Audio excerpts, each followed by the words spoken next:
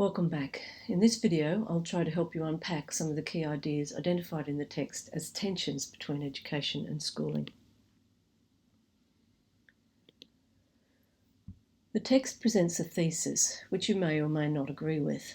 The thesis states, education as a discipline and as a profession has at its heart the fundamental tension between education and schooling. Now you might be asking yourself, what does that mean? Or maybe you've already established a firm position in relation to this thesis. Either way, it's imperative that we address this concept within this unit, as it sits at the core of many of the public debates about education. And it's important that you are able to support your position by developing a well-informed argument for or against this thesis and others that may arise during and beyond your initial teacher education program. To address this concept, I'd like to return to the definition of education provided in the text. According to chemist Edward Groves, education, properly speaking, is the process by which children, young people and adults are initiated into forms of understandings, modes of actions, and ways of relating to one another and the world that foster, respectively, individual and collective self-expression, individual and collective self-development, and individual and collective self-determination, and that are, in these senses, orientated towards the good for the person, for each person, and the good for humankind. Now that's quite a mouthful, and it will take a little bit of thinking to untangle for yourselves.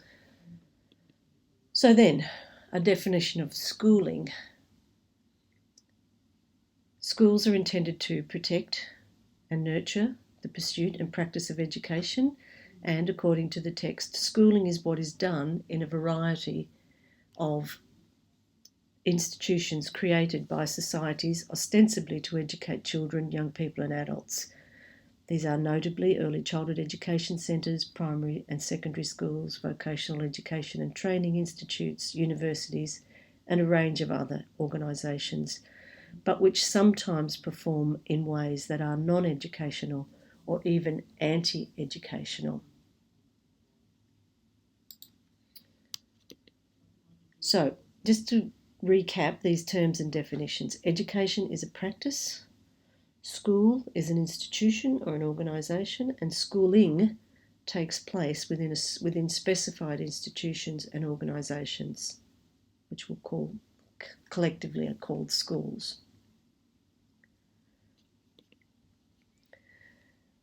So what does that mean? There's a lot of terms being used here. Non-educational practices are seen to be those that are irrelevant to the educational purposes and values that we aim to pursue through an education. The text also states that these values and purposes can and are contested. The image in this screen depicting the practice of not too distant past, corporal punishment, shows how a practice that once quite commonplace is now deemed to be non-educational. So how was this practice clearly, regular and commonplace practice within schools now deemed to be non-educational? What values and or purpose have shifted to make this practice no longer relevant within schools or other educational institutions? Anti-educational practices are those that are deemed to be contrary to educational views and values. How might the practice depicted in this slide, our mission school, be now considered to be anti-educational? Considering the dual purpose of education, the formation of the individual and society, what value, purpose, logic or rationale has shifted that renders this practice anti-educational in the 21st century? What values might the people have shown in this image have had that may be different to yours or mine of today? This example serves as a reminder that practices are always historically located.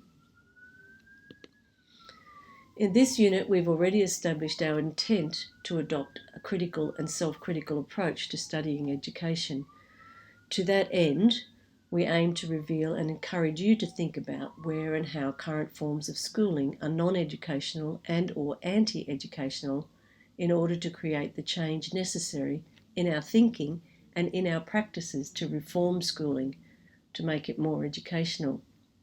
Now that might sound like a major claim, but if you think back to why you've chosen this path, it is likely that your aspirations are more aligned to the practice of education than to those of schooling, as understood in this topic.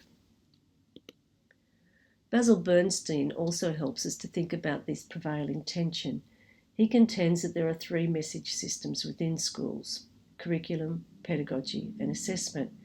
He also suggests that shifts toward overly narrow specification and standardisation of these systems has led to an increased prevalence of anti-educational and non-educational practices in schools.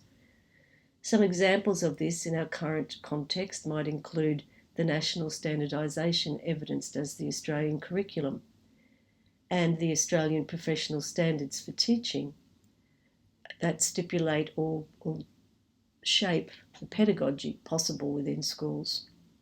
And in terms of assessment, an example could be the National Assessment Program, or NAPLAN as we know it. I hope that in your tutorials you might spend some time talking about ways these standardised approaches may have contributed to tensions between education and schooling, and that you engage in some robust and informed debate and contestation about this idea. Returning to the text, Kemmis and Edward Groves state that their claim clearly that they believe there is a tension between practicing education and doing education, and that when we do the latter, we do just what the system or institution requires of us. We are compliant to the standardised approaches and narratives of what constitutes education.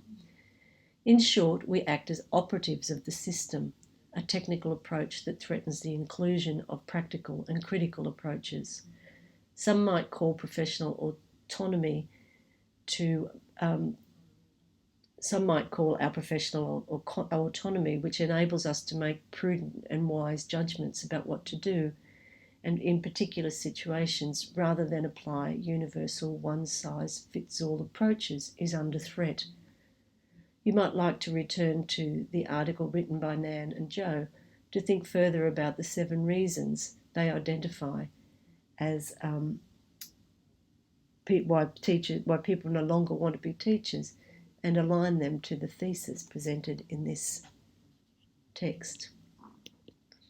Finally, I'd encourage you to think deeply about these tensions, about whether you agree they exist, and if so, how or why. How might you address these throughout and beyond your initial teacher education program? Food for thought.